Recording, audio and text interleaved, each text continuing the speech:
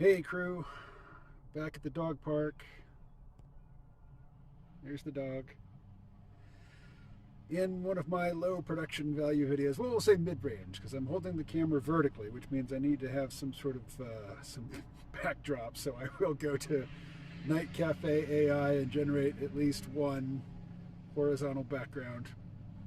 Low production value, and that I forgot to put in the flipper. But no, this is silliness, but it's also very much in line with the content of what I want to talk about. Krystal and Saagar and Jetty, they unveiled their expensive new set today, and I'm underwhelmed. Not only am I underwhelmed with the set, and here's the comment that I posted. I didn't screenshot it. I'll have to do that when I get home, or when I finish this video. It will probably have been downvoted into oblivion by then. But one, I'm ambivalent about the need to look expensive. But here I am wallowing with 100 views on average here on YouTube, maybe a little more, but not much more. And to get above that, every now and again, I guess I put something in the description or the title that grabs the YouTube algorithm and it spreads it far and wide. But I think it was Mr. Beast. I don't know. Some big time YouTube, aficionado said that when you talk about, appealing to the algorithm, replace the word algorithm with audience. And, if you're already successful, yeah, that's a very self-aggrandizing, very, validating things to say, but it's bullshit. Because I have about the same click-through rate on all videos. It's just that some of them get showed to a lot more people. A lot more people have the option of clicking on some of my videos as opposed to most of them. And that's not the audience, that's the algorithm. So yeah, the algorithm favors production value. I get it.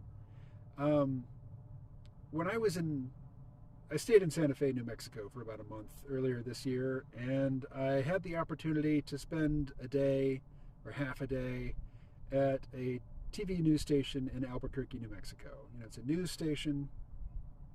They had a great big old news set, and they had a desk with one person in it in a space like the size of a small house with enormous video screens behind the person sitting at the desk, and there was like 20 feet between the person and the video screens behind him, and then another 20 feet or more between that person and the camera was on a track or a dolly or something so that it could move around and give the create parallax between the anchor and these huge video screens behind her. And this is for a local TV news station, for a mid-sized market. I mean, I don't know the population of Albuquerque, but it's not New York City, it's not Los Angeles. Saagar and Krystal, they're not going to compete with that, and that's just a local TV news station. But at the same time, it seems to me that with AI moving as quickly as it is, and its ability just to create whatever image you describe to it, I'll be able to shoot a video here sitting on the bench at the dog park, talking into my smartphone and say, hey, make this look like it's on a $10 million set. And it will. And when that capability is in my hands, what will the big corporate players do to differentiate their product from somebody who's just talking?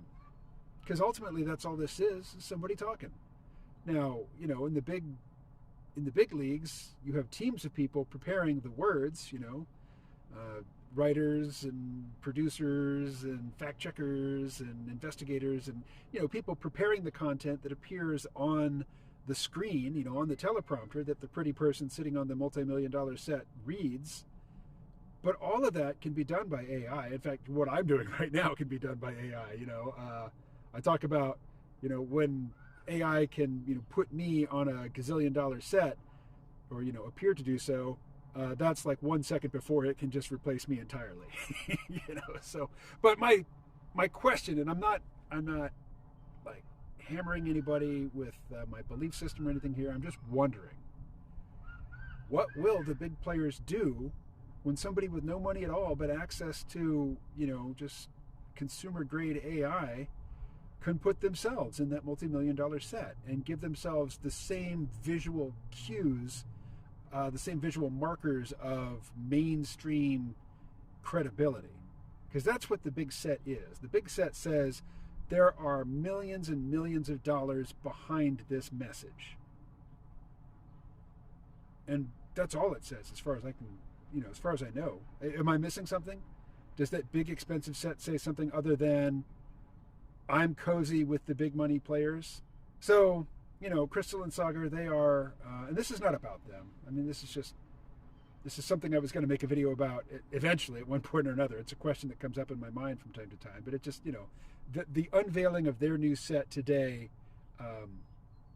prompted me to talk about it now.